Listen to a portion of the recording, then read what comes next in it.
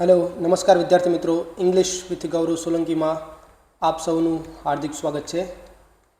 आज આપણે पेपर સોલ્યુશનની સિરીઝમાં બીજો લેક્ચર અપલોડ કરવા જઈ રહ્યા છીએ અને આ લેક્ચર છે STI મેન્સ 2025નું જે પેપર છે, જે મેન્સનું પેપર છે એની અંદર જે MCQs પૂછાયેલા છે, જે 15 MCQs પૂછાયા છે એનું આપણે સોલ્યુશન જોઈશું અને આ સોલ્યુશનની સાથે MCQની અંદર જે અંડરલાઇંગ કન્સેપ્ટ આવતા છે એને પણ વિગતવાર સમજવાનો પ્રયત્ન કરીશું। तो लेट अस स्टार्ट।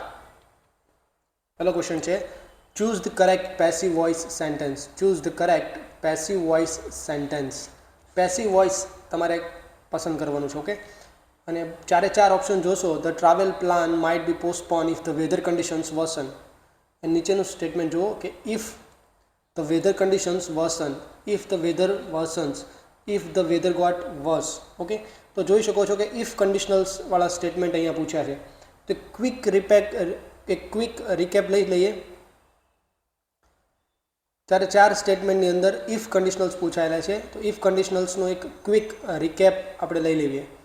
ओके तो इफ कंडीशनल्स मूळ रीते त्रण प्रकारना होय छे। ओके कि जे एक्जाममां तमने वारंवार पूछाया करे छे। आ ज एक्जामनी अंदर त्रण सवाल एवा छे जे इफ कंडीशनल्सना आधार पर फॉर्म थया छे।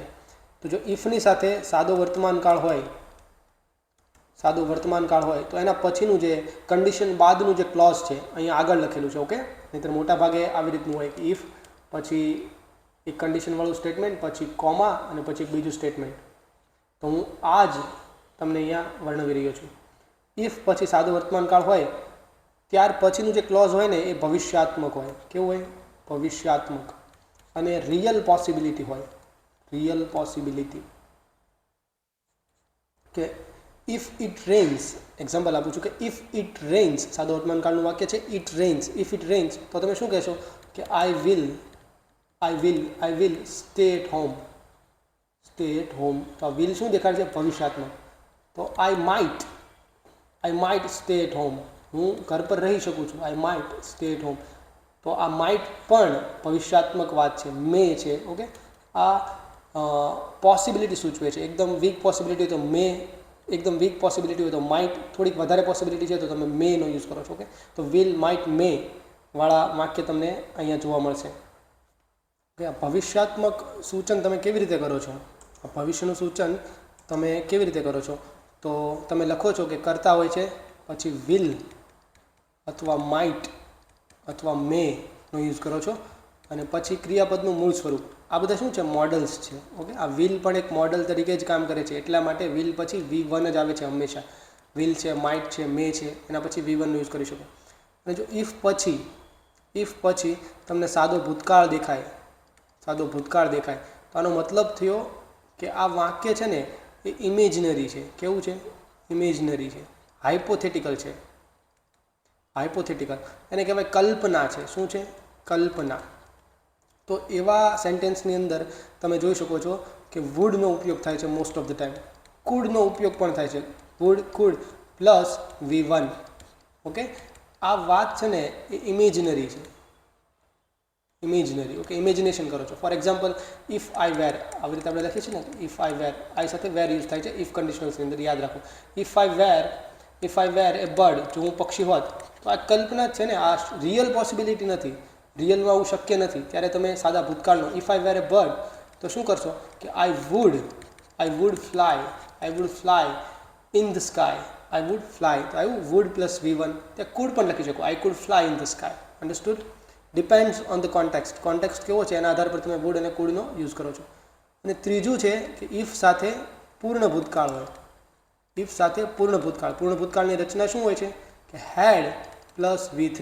અહીંયા સાદા ભૂતકાળની રચના શું હોય છે? V2 અને સાદા વર્તમાન કાળની V1 વિથ S કે ES। ઓકે અધરવાઇઝ V1 પણ હોઈ શકે, અધરવાઇઝ S કે ES પણ લાગેલું હોઈ શકે કરતા પ્રમાણે। જો સાદો ભૂતકાળ યુઝ થયો હોય તો એનો મતલબ છે રિગ્રેટ, કે તમે રિગ્રેટ કરો છો। પોસિબિલિટી હતી પણ હવે નથી, એ શક્યતા હતી પણ હવે યુ મિસ ધેટ ઓપોર્ચ્યુનિટી, એ સેન્સમાં એનો ઉપયોગ થાય છે। તો ત્યારબાદ શું આવશે? વુડ। અને તમે જ્યારે રિગ્રેટ વાળો એલિમેન્ટ દેખાડતા હોય ત્યારે તમે શું કરો છો? Model plus have plus V3। તો વુડ હેવ V3 अथवा कुड हैव V3। तो तमने एक्जाम्पल आपू कि if if I had studied, if I had studied hard, okay, if I studied harder, જો હું વધારે સખત રીતે મેં મહેનત કરી હોત તો શું I would have passed, I would have passed the exam, તો મેં એક્ઝામ પાસ કરી હોત. આ રિગ્રેટ છે. શું છે? રિગ્રેટ છે.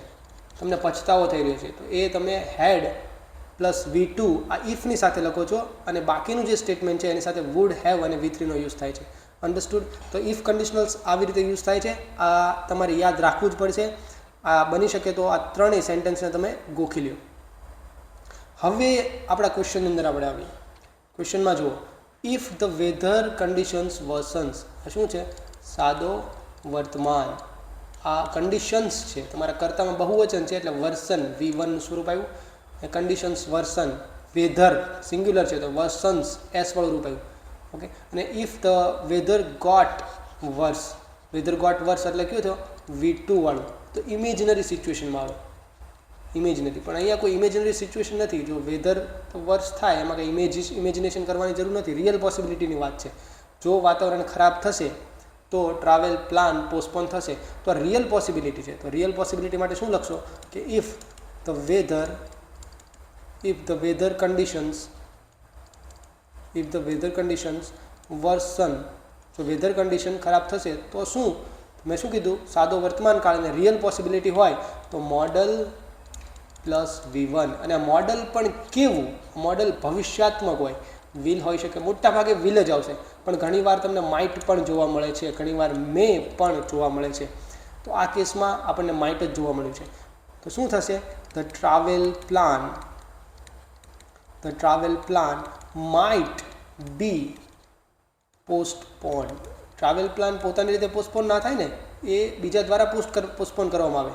એટલે માઇટ પછી બી અને પછી V3 યુઝ કરો છો. આ હકીકતમાં તો માઇટ પ્લસ V1નું જ પેસિવ સ્વરૂપ છે. એ કેવી રીતે લખો છો કે માઇટ પ્લસ બી પ્લસ V3. અન્ડરસ્ટુડ? તો ઓપ્શન એ જુઓ, the travel plan might be postpone. Yes, passive છે, કરેક્ટ. અને ઇફ કન્ડિશનલ્સની સાથે પણ મેચ થાય છે તો આ આન્સર આવી શકે છે. The travel plan was postpone. Yes, આ પેસિવ છે, પણ ઇફ કન્ડિશનલ્સની સાથે એપ્લાય નથી થતું. જો ઇફ કન્ડિશનલ્સની સાથે આવી રીતનું જ આવે, માઇટ બી પ્લસ V3 જો પેસિવ છે તો, અધરવાઇઝ માઇટ પ્લસ V3 આવશે. Understood? The travel plan may be postpone. હા, આવી શકે, મે બી પણ આવે, પણ મે બી પછી પોસ્ટપોનિંગ લખ્યું છે અહીંયા એટલે આ નહીં આવે, V3 આવશે. Understood? The travel plan was being postpone. Was being એ પોસ્ટપોન થઈ રહ્યો હતો if the weather got worse. Again આ વાક્ય રચના જ ખોટી છે. ઇફ કન્ડિશનલ સાથે મેચ જ નથી થતી. એટલે તમારો આન્સર આવશે એ. બીજો સવાલ છે, આર્ટિકલનો સવાલ છે. ઘણા બધા આ સવાલ બહુ ઇઝી હોય છે, પણ મોટાભાગના લોકો આમાં જ મિસ્ટેક કરે છે. કારણ કે આમાં આર્ટિકલ્સ ઉપરાંત જનરલ સેન્સનો પણ ઉપયોગ કરવાનો હોય છે, માત્ર આર્ટિકલ નહીં. જો અહીંયા જો, હી ગેવ બ્લેન્ક ઓનેસ્ટ આન્સર. તો ઓનેસ્ટ ક્યાંથી શરૂ થાય? આવી રીતે ઓનેસ્ટને તમે આવી રીતે લખો ને, ઓનેસ્ટ. તો આવ્યો, સ્વર આવ્યો, સ્વર આવે તો તમે એનનો ઉપયોગ કરો છો. તો પહેલા ઓપ્શનની અંદર તો એન જ આવશે. ઓકે. અથવા ધ પણ આવી શકે, પણ અહીંયા ધ તો લખ્યું નથી, પહેલા સ્થાન પર ધ છે જ નહીં એક જગ્યાએ. તો એ વાળા ઓપ્શન છે એને પહેલાં તમે કેન્સલ કરી દો. એ અને ડી કેન્સલ થઈ જશે. ઓકે. તમારો આન્સર બી હોઈ શકે અથવા તો સી હોઈ શકે. He gave an honest answer during, કોઈ પર્ટિક્યુલર ઇન્ટરવ્યૂમાં એને આન્સર આપ્યો છે, એટ કોઈ પર્ટિક્યુલર કંપની આપ્યો છે, એટલા માટે તમે ધ લખો છો. ઓકે. અન્ડરસ્ટુડ? તો એ સેન્સમાં આપણે જોઈએ તો આપણો આન્સર થશે બી. અહીંયા ગ્રામેટિકલી કરેક્ટ તમારે થવું હોય તો આન્સર સી પણ આવી શકે અને આન્સર બી પણ આવી શકે. આન્સર સીને તમે એમ ના કહી શકો કે ઇટ ઇઝ ગ્રામેટિકલી ઇનકરેક્ટ. આ સેન્ટેન્સનો મિનિંગ ફરી જશે, પણ જનરલ સેન્સ એવી જ હોય કે કોઈ એક પર્ટિક્યુલર ઇન્ટરવ્યૂની જ વાત થતી હોય અને પર્ટિક્યુલર કંપનીની જ વાત થતી હોય. તમે રેન્ડમ કોઈ કંપનીની વાત ના કરતા હોય. ઓકે. પણ આન્સર તમે કહી શકો કે કોઈ રેન્ડમ હતો, કોઈ એક પર્ટિક્યુલર આન્સરની વાત તમે નથી કરતા. અન્ડરસ્ટુડ? એટલા માટે તમારો આન્સર થશે બી.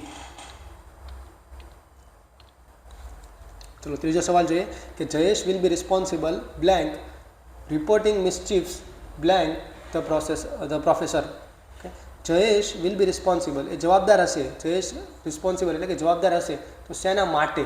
તો શેના માટે એ કારણ દેખાડવા માટે તમે શેનો યુઝ કરો છો? ફોર પ્રિપોઝિશનનો. યાદ રાખો, ફોર પછી નાઉન આવે, આઈએનજી વાળું સ્વરૂપ આવે. ઓકે, વર્બનું આઈએનજી વાળું સ્વરૂપ એને તમે જેરેન્ડ પણ કહો છો. તો most of the time for પછી જેરેન્ડ જ તમને જોવા મળશે.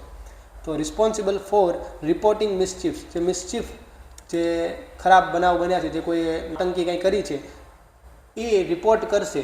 તો રિપોર્ટ પછી કોઈ વ્યક્તિને તમે રિપોર્ટ કરતા હોય, રિપોર્ટ, તો report to someone, is reporting to someone. Okay, તો સમવન અહીંયા પ્રોફેસર છે, તો reporting mischief to the professor, એવી રીતનું આવશે. ઓકે, તો ઓપ્શન એ અહીંયા કરેક્ટ છે કે Jayesh will be responsible for reporting mischief to the professor. Understood? At the professor ના આવે, બાય ધ પ્રોફેસર ના આવે, ફોર ધ પ્રોફેસર પણ ના આવે. પ્રોફેસર માટે રિપોર્ટ નથી કરતો, પ્રોફેસરને રિપોર્ટ કરે છે, એટલે ટુ ધ પ્રોફેસર આવશે. ખાલી આ લાસ્ટ જુઓ ને તો પણ તમને આન્સર મળી જાય છે. તો આ ક્વેશ્ચનનો આન્સર છે એ. ચલો ક્વેશ્ચન નંબર 4 જોઈએ. The books are stored blank the shelf. Shelf એટલે માળિયા જેવું જે કંઈ હોય તમારા ઘરમાં, એને શેલ્ફ કહેવાય. તો બુક સ્ટોર કરેલી છે. Books are stored blank the shelf. તો શેલ્ફની અંદર સ્ટોર કરેલી હોઈ શકે, in the shelf. The books are stored in the shelf. એ એકદમ પરફેક્ટ જવાબ હોઈ શકે, પણ અહીંયા ઇન તો લખ્યું જ નથી. હવે બિલો ધ શેલ્ફ, એટલે બિલો ધ શેલ્ફ, બીજો ઓપ્શન લો. બિલો એટલે અબોવ અને બિલો તમે કેવી રીતે યુઝ કરો છો? અબોવ અને બિલો.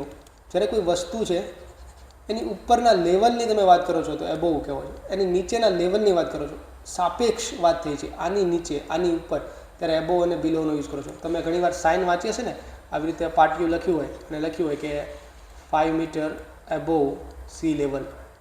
તો સીનું જે લેવલ છે, દરિયાનું જે લેવલ છે, એનાથી 5 મીટર ઉપર અત્યારે તમે ઊભા છો, કે 5 metre below the sea level, દરિયાના લેવલની તમે નીચે અત્યારે ઊભા છો, એવું તમે સાઇન જોયું છે. તો ત્યાં એબોવ અને બિલો યુઝ થાય છે. ઓકે, તો બુક્સ આ લેવલ શેલ્ફની નીચે હોઈ શકે. Yes, it could B. Okay, answer હોઈ શકે. ઓવર, તો શેલ્ફની ઉપર ના હોય, ઓન ધ શેલ્ફ હોઈ શકે, ઓન ટેબલ હોઈ શકે. બુક્સ આર ઓન ટેબલ, કે બુક્સ ઓવર ધ શેલ્ફ, કે માળિયું છે એની ઉપર, એને અડકીને નહીં અને ઉપર. ઓકે, ઓવર એવી રીતે વપરાય. આ ટેબલ છે, આ ટેબલ ઉપર બોલ છે, તો this is on the table. અને આ ટેબલ છે અને ટેબલની ઉપર આવી રીતે બોલ છે લટકતો હવામાં, તો આને તમે કહો છો ઓવર.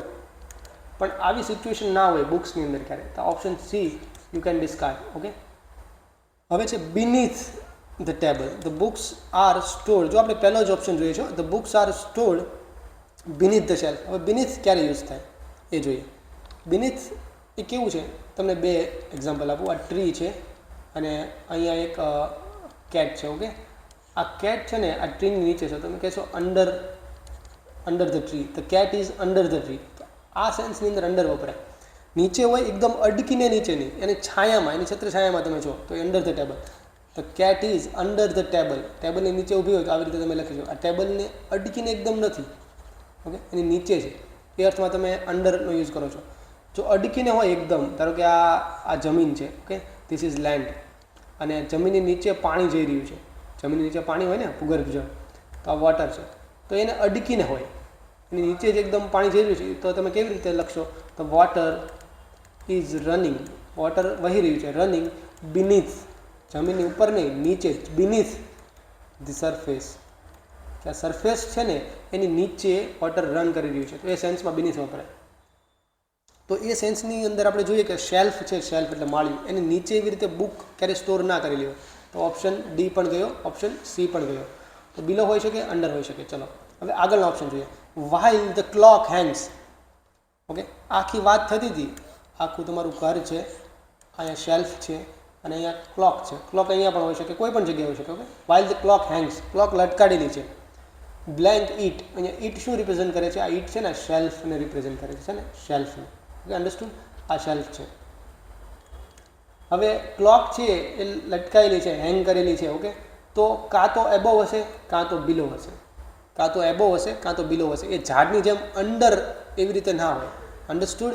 રિલેટિવ પોઝિશનની તમે વાત કરો છો, તો એ સેન્સમાં જોઈએ તો અથવા તો એબોવ હોઈ શકે આ બીજા ઓપ્શનની અંદર, અથવા તો બિલો પણ હોઈ શકે. ઇન સમ સેન્સ કોઈ ઘરમાં બિલો શેલ્ફ લગાડી છે તો આવી શકે. તો અહીંયા એવો એક જ ઓપ્શન છે કે નીચેનામાં બીજા ઓપ્શનની અંદર એબોવ અથવા બિલો આવતું એવું. તો એ સેન્સ પ્રમાણે જોઈએ તો ઓપ્શન એ તમારો અહીંયા કરેક્ટ બને છે. ચલો, પાંચમો ક્વેશ્ચન છે, ચૂઝ ધ કરેક્ટ સેન્ટેન્સ. સાચું સેન્ટેન્સ ગોતવાનું છે, ગ્રામેટિકલી કરેક્ટ હોય એવું સેન્ટેન્સ ગોતવાનું છે. કમિટી. તો પહેલાં કહી દઉં કે આ 5 લોકો છે, આ 5 લોકો ઇન્ડિવિજ્યુઅલ કામ કરે છે, તો એ તમારા બહુવચનમાં એનો ઉપયોગ તમે કરો છો. Okay, this 5 people.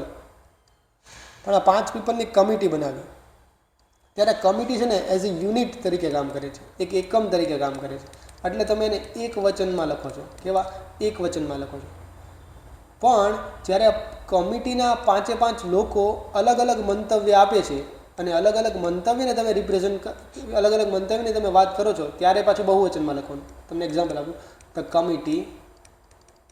Committee submit its report. કમિટીનો રિપોર્ટ સબમિટ કર્યો. Committee submits its report. કમિટીનો રિપોર્ટ સબમિટ કર્યો. બીજું લખું તો કમિટી સબમિટ, તો એસ નથી લગાડતો, સબમિટ ધેર રિપોર્ટ્સ.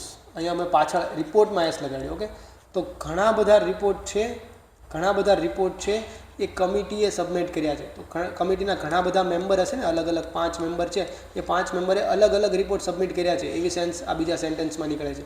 અને પહેલું સેન્ટેન્સ એવું કહે છે કે કમિટીએ આખી એઝ એ યુનિટ એક રિપોર્ટ તૈયાર કર્યો છે અને એ રિપોર્ટ સબમિટ કર્યો છે.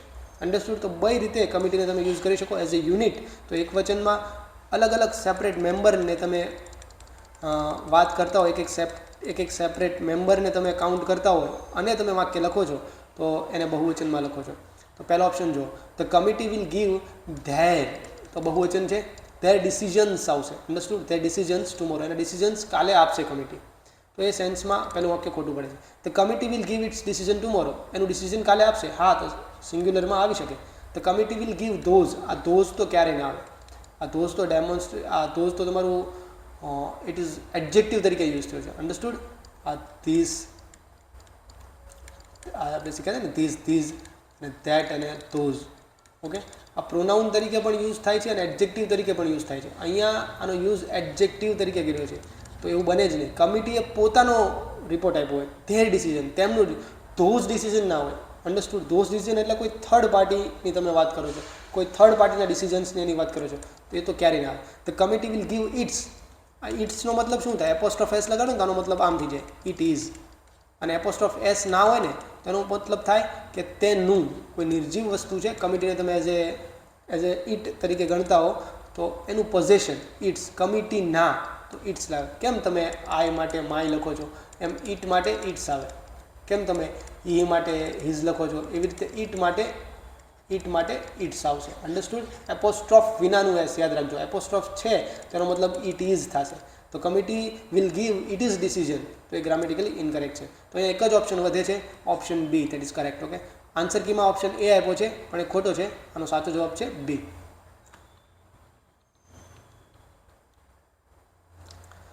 ચલો આગળ જોઈએ. A meeting is schedule blank Monday morning blank library. હવે અહીંયા પ્રિપોઝિશન્સ તમને આપેલા છે, on, at on, at in અને બાય અને ઇન. ઓકે, તો જ્યારે મંડેની વાત થાય, કોઈ ડેની વાત થાય, કોઈ પર્ટિક્યુલર ડેટની વાત થાય, 26 ડિસેમ્બર, કોઈ પર્ટિક્યુલર ડેટની વાત, ત્યારે તમે ઓન, પ્રિપોઝિશન ઓફ ટાઈમમાં ઓનનો ઉપયોગ કરો છો. અંડરસ્ટુડ? તો પહેલા ઓપ્શનની અંદર ઓન આવશે. તો 3 ઓપ્શન તમારા ખારીજ થાય છે. અહીંયા એ તમારો આન્સર છે. એટ લાઇબ્રેરી, કોઈ સ્થળે છે એના માટે તમે એટ લખો છો, એટ લાઇબ્રેરી. બહુ જ ઇઝી સવાલ હતો. આનો જવાબ છે A. The meeting is scheduled on Monday morning at library. Okay, ચલો 7મો સવાલ છે if conditionals. Again if conditionals વાળો આવ્યો. If Ramesh blank harder he selected for the interview. તો જો કેવી સેન્સ આવે. ઇફ રમેશ, અહીં પ્રિપરેશનની વાત છે. ઓકે, પ્રિપરેશનની વાત આવે છે. અને હી અહીંયા સિલેક્ટ થવાની વાત છે. તો જો એ વધારે પ્રિપેર કર્યું હોત અને વધારે સારી રીતે મહેનત કરી હોત, 1 બાય 1 આપણે ઓપ્શન જોઈએ. તો પહેલું છે હેડ પ્રિપેર્ડ. તો હેડ પ્લસ V3 એટલે શું? રિગ્રેટ વાળો એલિમેન્ટ હોય. અને રિગ્રેટ હોય ત્યારે તમે શું લખતા હતા કે વુડ હેવ પ્લસ V3. તો અહીંયા શું છે? Would have. અહીંયા શું થશે? વુડ હેવ બીન અને આ શું છે સિલેક્ટેડ. હવે એમ ના કહેતા આ બંને અલગ છે, આ બંને સેમ જ છે, બસ ખાલી અહીંયા પેસિવ છે. ઓકે, આ વુડ હેવ V3નું તમે પેસિવ કરો ને ત્યારે આવું થઈ જાય, wood have bin V3. Understood? V3 તો તમને આપેલું જ છે, તો અહીંયા તમે લખશો કે વુડ હેવ. ઓકે, હવે બીજો ઓપ્શન જો તો પહેલો ઓપ્શન આવી શકે છે, કરેક્ટ છે. બીજો ઓપ્શન જો, ઇફ રમેશ પ્રિપેર્ડ. હવે આ તો ઇમેજિનરી સિચ્યુએશન માટે હોય ને, રમેશ પ્રિપેર્ડ. ઇફ લખ્યું અને ઇફની સાથે સાદો ભૂતકાળ છે, સાદો ભૂતકાળ છે તો ઇમેજિનરી સિચ્યુએશન છે. ઇમેજિનરી સિચ્યુએશન હાઇપોથેટિકલ સિચ્યુએશન, તો આ કોઈ હાઇપોથેટિકલ સિચ્યુએશન જેવું લાગતું નથી. ઓકે, તો આને હટાવી દો, ડી ઓપ્શન આવે. ઇફ રમેશ પ્રિપેર્સ, તો રમેશ સારી રીતે તૈયારી કરશે. Okay, if Ramesh prepares harder, જો એ હાર્ડર તૈયારી કરશે તો he will be selected for the final interview. તો આવી શકે. આ ત્રીજો આન્સર પણ આવી શકે છે. ઓકે, બંને ગ્રામેટિકલી કરેક્ટ છે.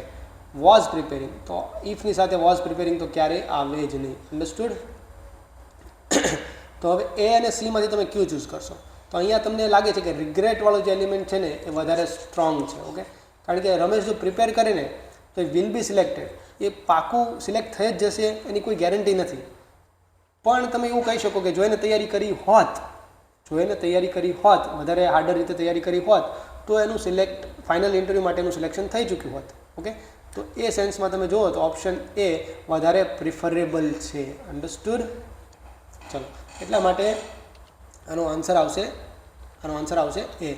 If Ramesh had prepared harder he would have been selected for the final interview.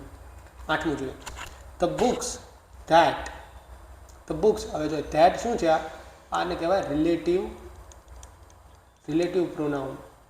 Relative pronoun એની આગળ એનું જે એન્ટીસિડન્ટ, એની આગળ જો ને એન્ટીસિડન્ટ કહેવાય, એના માટે વપરાયું છે.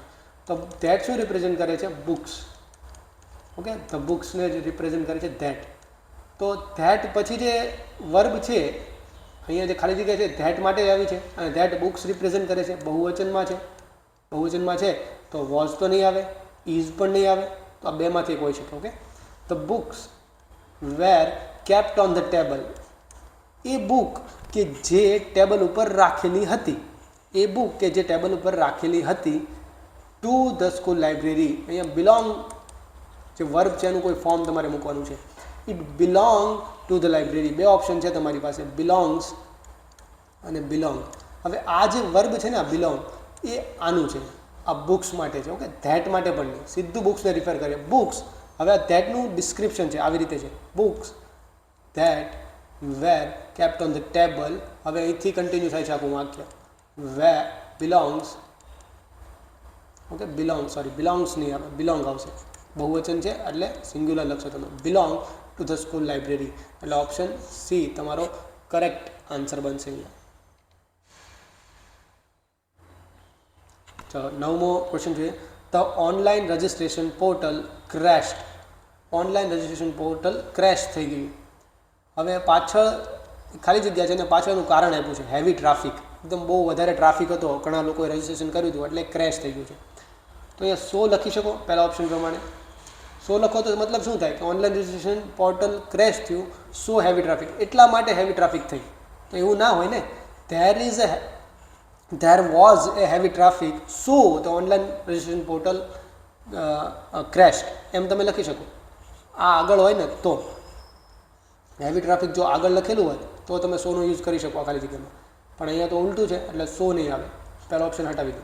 હવે બીજો ઓપ્શન છે because of. Online registration portal crash થયું because of heavy traffic. Yes, it make sense. Okay, because of, ના કારણે. શેના કારણે? તો હેવી ટ્રાફિકના કારણે ક્રેશ થયું લખી શકો. ઓલ્ધો તો કોન્ટ્રાસ્ટ દેખાડે. ઓકે, કોન્ટ્રાસ્ટ દેખાડે. તમે એમ એવી વાત હોત કે there was a heavy traffic, એકદમ હેવી ટ્રાફિક હતું ત્યાં, there was a heavy traffic, although છતાં પણ online registration portal did not crash. છતાં પણ રજિસ્ટ્રેશન પોર્ટલ ક્રેશ નહોતું થયું. એવી રીતનું હોય ને, કોન્ટ્રાસ્ટ હોય ને તો તમે ઓલ્ધોનો યુઝ કરો. અહીંયા કોન્ટ્રાસ્ટ નથી, અહીંયા તો સીધું જ કારણ દેખાડે છે, આના કારણે જ આ થયું છે. તો ઓપ્શન સી પણ ગયો. ઓકે, હવે જોઈએ, આગળ જોઈએ. હવે આ જ વાતમાં આગળ કીધું છે the deadline was extended by 2 days. હવે આવું થયું છે, ક્રેશ થઈ ગયું છે, એના માટે ડેડલાઇન 2 દિવસ સુધી લંબાવવામાં આવી, ખેંચવામાં આવી, કે હજી બીજા 2 દિવસ આપવામાં આવ્યા એવું કીધું. તો જો બટ તમે લખો તો કોન્ટ્રાસ્ટ હોવો જોઈએ. કોન્ટ્રાસ્ટ હોય આવું થયું પણ ડેડલાઇન વોઝ નોટ એક્સટેન્ડેડ. આવું થયું પણ ડેડલાઇન વોઝ નોટ એક્સટેન્ડેડ એમ જો તમે કીધું હોત તો અહીંયા બટ આવી શકતે. આ જે બટ છે એ આવી શકતે જો પાછળ કોન્ટ્રાસ્ટ હોત તો. આ બટ અને ઓલ્ધો બંને કોન્ટ્રાસ્ટ માટે જ યુઝ થાય છે. અન્ડરસ્ટુડ? તો અહીંયા બટ પણ તમે હટાવી દો એટલે તમારો ઓપ્શન બી વધ્યો. બીકોઝ ઓફ અને ધેરફોર ને કારણે, એટલા માટે. ધેરફોર એટલે એટલા માટે. Okay. The online registration portal crashed. Online registration portal crashed because of heavy traffic. Therefore the deadline was extended by 2 days. Option B તમારો કરેક્ટ છે. 10મું જોઈએ. The children blank a rangoli at the entrance. તો છોકરાઓએ રંગોલી બનાવી છે entrance પર. Okay, ગૃહદ્વાર પર રંગોલી બનાવી છે. તો મેડ આવી શકે? યસ, આવી શકે. ચિલ્ડ્રન આર મેકિંગ, બહુવચન છે એટલે આર તમે લખી શકો. ચિલ્ડ્રન એટલે ચાઇલ્ડનું બહુવચન છે તો આર મેકિંગ, બનાવી રહ્યા છે એમ પણ લખી શકો. મેડ એને બનાવી હતી એમ પણ લખી શકો. અગેન ચિલ્ડ્રન મેક એ પણ આવી શકે. ચારે ઓપ્શન આવી શકે. આટલા વાક્યથી તમને કંઈ ખબર નથી પડતી. ઓકે, હા, એક આ ઓપ્શનને તમે હટાવી શકો કારણ કે અહીંયા એવું નથી કે children make a rangoli at the entrance every day, કે once a week, once a month, દર મહિને બનાવે છે, એવરી દિવાળી, એવું નથી લખેલું. એટલે રૂટીન ઘટના તમને નથી દેખાતી એટલે તમે સાદા વર્તમાન કાળને હટાવી શકો છો. ઓપ્શન ડીને હટાવી શકો છો. એન્ડ અને ઈટ, આ ઈટ શું છે? રંગોલી. એન્ડ ઈટ, આ રંગોલીની જ વાત કરે. બ્લેન્ક, હવે બીજા ઓપ્શનમાં તમને શું આપ્યું છે? ડેકોરેટ. આ ડેકોરેટનું જ કોઈ ફોર્મ તમારે અહીંયા મૂકવાનું છે. And it decorate with natural colours. આ ડેકોરેટનું સાચું ફોર્મ શું હોઈ શકે? અહીંયા જુઓ તો તમને ખબર પડે કે આ પેસિવ ટોન છે. કેવો છે? પેસિવ. રંગોલી પોતાની જાતને ડેકોરેટ ના કરે ને, એ બીજા દ્વારા ડેકોરેટ થઈ હોય તો ઈટ ડેકોરેટેડ. તો આ તો એક્ટિવ છે, આ પણ એક્ટિવ છે. તો ઓપ્શન બી ગયો, સી ગયો, ડી ગયો. અન્ડરસ્ટુડ? એક જ ઓપ્શન છે તમારી પાસે જે પેસિવમાં હોય એ છે ઓપ્શન એ, વોઝ ડેકોરેટેડ. અને અહીંયા આવશે મેડ. હવે એકવાર વાંચી પણ લેવાનું બનાવ્યા પછી. The children made a rangoli at the entrance. આ એન્ટ્રન્સ પર એક રંગોલી બનાવી હતી. એન્ડ ઇટ વોઝ ડેકોરેટેડ, એને ડેકોરેટ કરવામાં આવી હતી વિથ નેચરલ કલર્સ. પ્રાકૃતિક કલરો વડે એને ડેકોરેટ કરવામાં આવી હતી, એને શણગારવામાં આવી હતી. અન્ડરસ્ટુડ? તો ઓપ્શન એ અહીંયા તમારો કરેક્ટ આન્સર થશે. ચલો, 11મો સવાલ છે. આ સવાલમાં ઓપ્શન તમે જોઈ શકો છો. કોમ્પ્લિમેન્ટ, કોમ્પ્લિમેન્ટ, કોમ્પ્લિમેન્ટ, બધા જ કોમ્પ્લિમેન્ટ લખેલા છે અહીંયા. અને આ કોમ્પ્લિમેન્ટ છે ને 2 હોમોફોન્સ છે અલગ અલગ રીતે. એક આવી રીતનું હોય કોમ્પ્લિમેન્ટ અને એક આવું પણ હોય કોમ્પ્લિમેન્ટ, આઈ સાથે હોય. ઓકે, અહીંયા ઈ છે અને અહીંયા આઈ છે. જો એક અહીંયા ઈ છે અને એક અહીંયા એક આઈ છે અને બીજામાં એક ઈ છે. બસ આટલો જ ફરક છે ઈ અને આઈનો. અને બેના મતલબ ચેન્જ થઈ જાય. જો આઈવાળો જે કોમ્પ્લિમેન્ટ છે ને એનો અર્થ થાય પ્રેઝ. પ્રેઝ એટલે વખાણ કરવું. ઓકે, વખાણ કરવું, વખાણ્યું, વખાણ કરવા. ઓકે, અપ્રેઝ કરવું.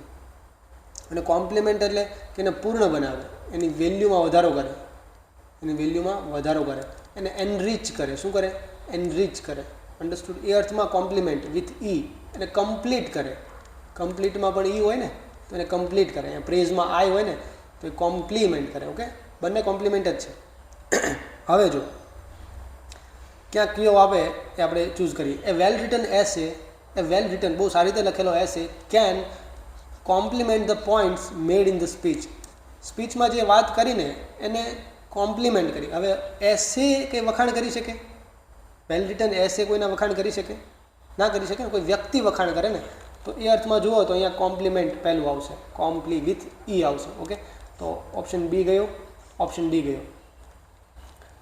એન્ડ આગળ જોઈએ. And the speaker received a sincere, સ્પીકરે રિસીવ કર્યું a sincere compliment from the audience. Audience પ્રત્યેથી એને કંઈક મળ્યું છે તો ઓડિયન્સ શું આપે? ઓડિયન્સ કે વેલ્યુમાં વધારો કરે, એનરીચ ના કરે, ઓડિયન્સ પ્રેઝ કરે, ઓડિયન્સ વખાણ કરે તો કોમ્પ્લિમેન્ટ આવશે બીજામાં, આઈ વાળું. ઓકે, તો પહેલા ઓપ્શનમાં પણ આઈ છે અને સીમાં પણ આઈ છે. એટલે બંને અહીંયા સુધી તો સાચા જ છે. હવે ત્રીજું જોઈએ, which was a perfect compliment to his effort. Which was a perfect compliment to his effort. એની એફર્ટને કહેવાય ને કે કોમ્પ્લિમેન્ટ કરે છે, એની એફર્ટને એનરિચ કરે છે, એની એફર્ટને પૂરક બનાવે છે. શું બનાવે છે? એની એફર્ટને પૂરક બનાવે છે. એ સેન્સમાં જોઈએ તો આ પહેલું કોમ્પ્લિમેન્ટ છે ને એ આવશે. તો એ ક્યાં છે? ઓપ્શન એની અંદર છે. અન્ડરસ્ટુડ? તો અહીંયા તમારો ઓપ્શન એ કરેક્ટ આન્સર બને છે. આ તમે જોઈ શકો છો કોમ્પ્લિમેન્ટ અને કોમ્પ્લિમેન્ટ વચ્ચેનો ફરક. જો અહીંયા બે છોકરા છે, આ કોમ્પ્લિમેન્ટ એકબીજાને પૂરક બનાવવાની વાત કરે છે, એકબીજાની વેલ્યુ વધારવાની વાત કરે છે. આ છોકરો શું બોલે છે કે your smile compliments your bright outfit. અને જો પીળા અને લાલ કપડાં પહેર્યા છે ને એને પૂરક બનાવે, એની વેલ્યુમાં વધારો કરે છે. શું? એની સ્માઇલ. આવડિયા શું કહે છે કે વી કોમ્પ્લિમેન્ટ ઇચ અધર. આપણે એકબીજાને પૂરક બનાવીએ છીએ, એકબીજાને વેલ્યુમાં વધારો કરીએ છીએ, એકબીજાને એનરિચ કરીએ છીએ. તો કોમ્પ્લિમેન્ટ વિથ ઈ. અહીંયા જો આ ભાઈ સંગીત વગાડે છે તો આ ભાઈ શું બોલે છે? Nice guitar, I love the song. તો આ બધું શું કહેવાય? આ બધું પ્રેઝ કર્યું કહેવાય, આ બધું એડમિરેશન, ઓકે, એડમાયર કર્યું કહેવાય. અને એડમાયર કરે છે. આ જે ગીત ગાય ને, આ જે નીચે બેઠેલો જે છોકરો છે ને એ આ ગિટારવાળા ભાઈને એડમાયર કરે છે, એને પ્રેઝ કરે છે. તો એ સેન્સમાં તમારે વાપરવું હોય ને ત્યારે આઈ વાળું કોમ્પ્લિમેન્ટ યુઝ કરવાનું છે. ઓકે, અધરવાઇઝ ઈ વાળું કોમ્પ્લિમેન્ટ તમે યુઝ કરો છો. ચલો આગળ વધીએ. 12મો ક્વેશ્ચન છે, માય કઝિન. અહીંયા જુઓ, અહીંયા ફોનને એઝ અ વર્બ તરીકે યુઝ કર્યો છે. ફોન લગાવો અને ફોન પણ તમે હવે વર્બ તરીકે યુઝ થાય છે. ફોનની એટલે મને કોલ કરો. ઓકે, એ અર્થમાં જ. My cousin phone from Mumbai. હવે આનું યોગ્ય ફોર્મ કયું હોઈ શકે? અહીંયા તો તમને ખબર ના પડે. માય કઝિન ફોનિંગ તો ના આવે. ચલો, કરતાં પછી સીધું આઈએનજી ના આવે, કારણ કે વચ્ચે હેલ્પિંગ હોય, એમ ઇઝ આર, વોઝ વેર હોય, પછી જ આઈએનજી હોય હંમેશા. એ તો તમને ખબર છે. ફોનિંગ ના આવે. My cousin phones from Mumbai. હવે અહીંયા એવું નથી લખ્યું કે phones from Mumbai every day, once a week, once every Diwali, એવું નથી લખ્યું અહીંયા. તો તમને રૂટીન ક્રિયા થાય છે એ તમને અહીંયા સેન્સ નથી આવતી. તો તમે ફોન્સને પણ હટાવી શકો છો. ઓકે, તો માય કઝિન ફોન. તો મારા મિત્રએ, મારા કઝિને મને ફોન કર્યો હતો. ઓકે, એને ફોન કર્યો હતો. હવે શું કીધું આગળ કે ઇટ બ્લેન્ક ધેર નાવ. આ નાવ છે ને એમાં જવાબ છુપાયેલો છે. નાવ એટલે વર્તમાન, રાઇટ નાવ, અત્યારની એક્શન છે. તો એ અત્યારની એક્શન, અત્યારના જે પોઈન્ટ ઉપર જે એક્શન થતી હોય એને તમે કેવા કાળમાં દેખાડો છો? કન્ટિન્યુઅસ કાળમાં. તો am is are plus ING. Okay, am is are plus ING. તો ઇટ ઇઝ, અહીંયા બીજું આપણે શું આપ્યું છે? રેઇન આપ્યું છે ને. It is રેઇનિંગ. આવું આવી શકે? My cousin phone from Mumbai. મારા કઝિનનો ધારો કે 5 મિનિટમાં જેનો ફોન આવ્યો હતો, પણ વાત તો ભૂતકાળની થઈ ગઈ ને. તો my cousin phone from Mumbai. It is raining there now. ત્યાં અત્યારે વરસાદ આવે છે. 5 મિનિટમાં કંઈ વરસાદ ઊભો નહીં રહી છે. તો તમે કહો છો it is raining there now. ત્યાં અત્યારે વરસાદ શરૂ છે. તો ઇટ રેઇન્ડ નહીં આવે. ઓકે, નાવ છે ને એટલે. તો ઓપ્શન સી અહીંથી તમને મળે છે. હવે આગળ જુઓ કે નોર્મલી એ સાદો વર્તમાન કાળ સૂચવે છે. કે નોર્મલી આવું નથી થતું, કે જનરલી આવું નથી થતું. નોર્મલી ઇટ એટલે ઇટ શું લે? ડઝ લે ને. It does not. Okay, it does not rain in March in Mumbai. Normally it doesn't rain. Okay, આ શોર્ટ ફોર્મ લખ્યું છે. Normally it doesn't rain in March in Mumbai. Understood? Option C તમારો correct answer છે. 13મો જોઈએ. Again if conditional છે. જો આ પણ સેમ જ છે કે ઇફ વી હેડ લર્ન્ટ, જો આપણે શીખ્યા હોત, હેડ લર્ન્ટ. ઓકે, રિગ્રેટ વાળી એલિમેન્ટ છે.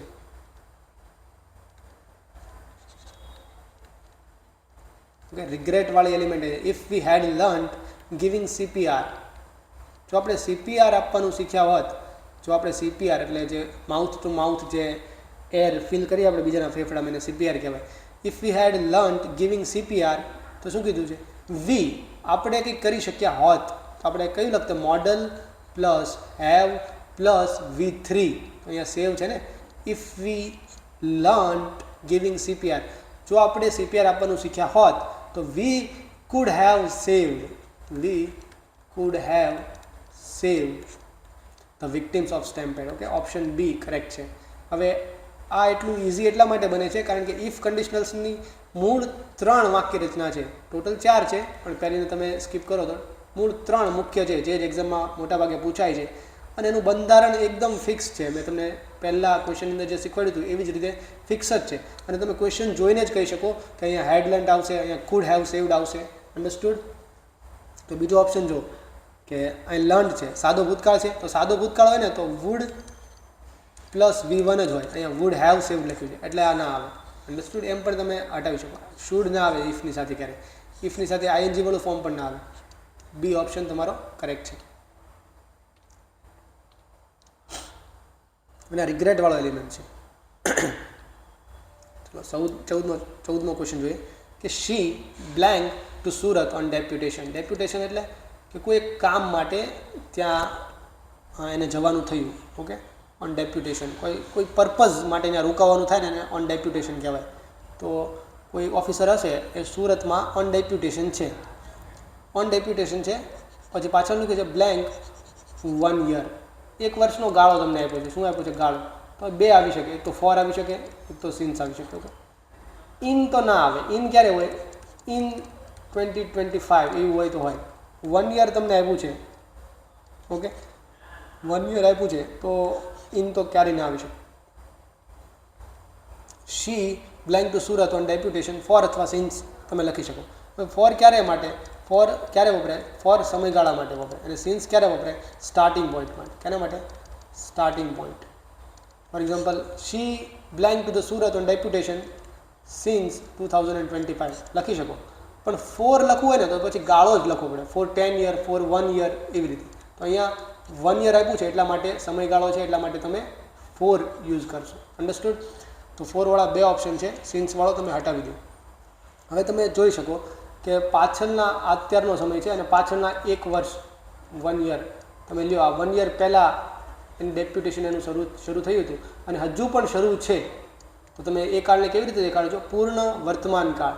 તો શી હેઝ બીન, કે she has been to Surat on deputation. એ સુરતમાં છે એવું જ દેખાડે છે. આ સેન્ટેન્સ એવું જ કે તે સુરતમાં છે. She has been to Surat on deputation for 1 year. Okay, તો અહીંયા આવશે હેઝ બીન અને અહીંયા આવશે ફોર. ઓકે, આ આપણું વાક્ય હતું પૂર્ણ વર્તમાન કાળનું. પૂર્ણ વર્તમાન કાળનું ક્લાસિક એક્ઝામ્પલ છે. ચલો, ઓપ્શન બી કરેક્ટ છે. 15th ક્વેશ્ચન જોઈએ કે સ્ટુડન્ટ્સ. હવે આના પહેલાં એક વસ્તુ તમને શીખવાડી દઉં કે આ રાઇટ નાઉ છે, અત્યારની વાત છે. ઓકે, અત્યારનો સમય છે, અત્યારે આપણે બોલી રહ્યા છીએ એ સમય છે. અને ભૂતકાળમાં કોઈ ઘટના ઘટી છે, ઇવેન્ટ 1. ઓકે, અને ભૂતકાળમાં એક બીજી ઘટના ઘટી છે, ઇવેન્ટ 2. અને આ બે વચ્ચે થોડોક સમય પસાર થઈ ગયો છે. ઓકે, આ જે ઇવેન્ટ 2 છે ને એ વધારે ભૂતકાળમાં પાસ્ટ ઓફ ધ પાસ્ટ છે. ધારો કે અત્યારે 10 વાગ્યા છે અને આ ઘટના છે એ સવારે 6 વાગે બની હતી. ને આજે બીજા નંબરની ઘટના છે ને એ સવારે 3 વાગે બની હતી. તો પહેલાં આ હશે સવારના 3 વાગ્યાની ઘટના, પછી સવારના 6 વાગ્યા છે, પછી સવારના 10 વાગ્યા. તો અત્યારની વાત છે 10 વાગ્યાની. હવે આ બે ઘટના છે ને કેવી રીતે લખો? તો જે પહેલી ઘટના છે ને એને સાદા ભૂતકાળમાં લખાય અને જે બીજી ઘટના છે જે પાસ્ટ ઓફ ધ પાસ્ટ છે, ભૂતકાળનું પણ ભૂત છે, ભૂતકાળ કરતાં પણ જૂની છે, તો એને તમે પૂર્ણ ભૂતકાળથી લખો છો. એ તમે હેડ પ્લસ V3નો યુઝ કરો છો અને સાદા ભૂતકાળ માટે V2નો યુઝ કરો છો. ઓકે, તો અહીંયા એ જ કીધું છે the students blank return the test. અહીંયા તમે એક શબ્દ મૂકો before the bell rang. The students return the test before the bell rang. Okay, તો જે પહેલી ઘટના છે એને તમે શું લખશો? સાદા પૂર્ણ ભૂતકાળમાં. તો had completed. The students had completed the return test. એને રિટર્ન ટેસ્ટ કમ્પ્લીટ કરી લીધી હતી બિફોર. કોની પહેલાં? Before the bell rang. તો બેલ રેંગ કરવાની જે ઘટના છે પછી થઈ છે. ઓકે, બેલ રેંગ કરવાની ઘટના છે એ પછી થઈ છે. સૌથી પહેલાં ઘટના કઈ થઈ? હેડ કમ્પ્લીટ. એને પહેલાં પૂરું કરી લીધું પછી બેલ વાગ્યો. તો પહેલું sentence make sense, perfectly make sense. Okay, લખી શકો. હવે બીજું જો, ધ સ્ટુડન્ટ્સ આર કમ્પ્લીટિંગ. બીજું સેન્ટેન્સ જો, the students are completing when, અહીંયા વેન મૂકો, when the bell is ringing. તો આવી રીતનું ના હોય. વેનનો યુઝ કેવી રીતે થાય? વેનનો યુઝ થાય કે જ્યારે કોઈ ઘટના ઘટી રહી છે, ઓકે, અને એની અચાનક કોઈ બીજી ઘટના ઘટે છે, એને ડિસ્રપ્ટ કરે છે. ઓકે, એને ડિસ્રપ્ટ કરે છે, તો એ સેન્સની અંદર તમે વેનનો યુઝ કરો છો. તમને એક્ઝામ્પલ આપું કે હી entered, sorry, the bell the bell was ringing, the bell was ringing when, the bell was ringing when I checked my phone. એક્ઝામમાં બેઠા છો ને તમે સીધો ફોન ચેક કર્યો અને એ જ સમયે બેલ વાગી રહ્યો હતો. ઓકે, તો બેલ ક્યારે વાગી રહ્યો હતો? જ્યારે મેં મારો ફોન ચેક કર્યો. તો એવી જે સિચ્યુએશન હોય એની અંદર તમે વેનનો યુઝ કરો છો. અંડરસ્ટુડ? અહીંયા તો બંને આઈએનજી વાળા સ્વરૂપ છે એટલે બી ઓપ્શન તમારો નહીં આવે. એવી જ રીતે તમે જો અહીંયા એઝ સૂન એઝ મૂકશો, ઓપ્શન છે અહીંયા ખાલી જગ્યામાં એઝ સૂન એઝ મૂકશો, એઝ સૂન એઝ. તો એઝ સૂન એઝમાં કેવું હોય કે બંને જે એક્શન છે ને એની વચ્ચે કોઈ જગ્યા ન હોય. કેમ બિફોરમાં મેં કીધું કે વચ્ચે સમય છે, પહેલાં આ ઘટના પછી આ ઘટના. એઝ સૂન એઝમાં એ બંને વચ્ચે કોઈ અંતરાલ જ ના હોય એટલે બંને ઘટનાઓને તમે એક જ કાળમાં લખો છો, બંનેને V2ની અંદર જ લખો છો. Understood? The students completed the written test as soon as the bell rang. જો આવું હોત ને તો ત્રીજું સેન્ટેન્સ તમે જવાબમાં આપી શકતા હતા, પણ અહીંયા વોઝ રિંગિંગ છે એટલા માટે નહીં આવે. અન્ડરસ્ટુડ? હવે વાઇલ છે, વાઇલ, અહીંયા તમે વાઇલ લખો, અહીંયા તમે વાઇલ લખો. તો વાઇલ ત્યારે યુઝ થાય જ્યારે બે સાયમલ્ટેનિયસ સોરી વાઇલનો યુઝ કરો છો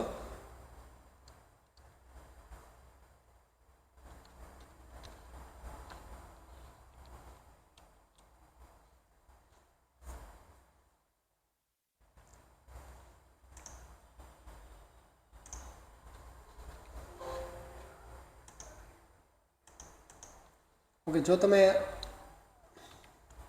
ચલો અહીંયા તમે વાઇલ મૂકો છો તો વાઇલનો યુઝ થાય છે બે સાયમલ્ટેનિયસ એક્શન હોય ને એને દર્શાવવા માટે. બંને એક્શન એક સાથે રન થતી હોય, ઓકે, બંને કન્ટિન્યુઅસ કાળમાં હોય ત્યારે. તો અહીંયા એક તમને કમ્પ્લીટેડ લખ્યું છે ને એક વોઝ રિંગિંગ લખ્યું છે. જો બંને આઈએનજી વાળા ફોર્મમાં હોત તો students were completing the written test while the bell was ringing, તો ડી ઓપ્શન આવી શકતો હતો. ઓકે, તો એ બધા જ કારણોસર બી, સી અને ડી હટે છે અને ઓપ્શન એ તમારો કરેક્ટ આન્સર બને છે. અન્ડરસ્ટુડ? તો આ હતું STI 2025 મેઇન્સનું પેપર સોલ્યુશન્સ. તો આ ચેનલ પર આવી જ રીતે આપણે પ્રિલિમિનરી અને મેઇન્સના પેપર સોલ્યુશન્સ અપલોડ કરતા રહીશું. અને ગ્રામરના બીજા લેસન શીખવા માટે આ ચેનલને તમે લાઇક કરો, શેર કરો અને સબસ્ક્રાઈબ કરો. Okay, thank you for listening.